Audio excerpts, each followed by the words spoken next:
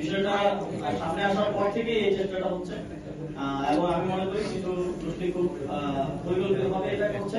তো bank account তলব করে এক ধরনের রহস্য তৈরি করার চেষ্টা করছে, না জানি কি আছে ব্যাংক অ্যাকাউন্টে। সেজন্য আমি আজকের মধ্যেই নয়ডা ব্যাংকের স্টেটমেন্ট আমার পুরো ফ্যামিলির, আমি আজকে সারাদিন এটা কালেক্ট করেছি। আমার ফ্যামিলির লোকজন তারা নিজেরা গিয়ে কালেক্ট করে নিয়ে এসেছেন।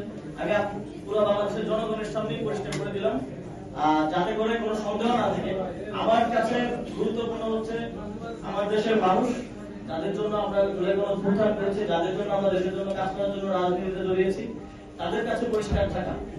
কোন রাজনৈতিক উদ্দেশ্য প্রণোদিত ভাবে কিংবা কোন মিডিয়া বা কোন এস্টাবলিশমেন্ট কি করছে, তাদের কাছে পরিষ্কার হওয়ার থেকে আমার কাছে বেশি গুরুত্বপূর্ণ আমার মানুষের কাছে ক্লিয়ার থাকা। এবং বাংলাদেশের মানুষ এগুলো খুব ভালো করে জানে যে কিভাবে ন্যারেটিভ বিল্ডিং করা হয় বাংলাদেশে।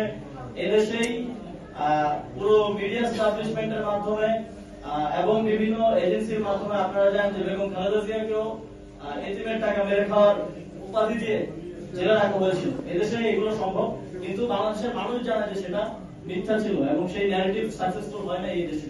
সুতরাং আমার কাছে গুরুত্বপূর্ণ হচ্ছে আমার দেশের জনগণ, যাদের জন্য আমরা কাজ করি, তাদের কাছে পরিষ্কার থাকে। সেজন্যই আজকের এই সংবাদ সম্মেলন। আসিফ ভাই, আমি আদনান বলছিলাম।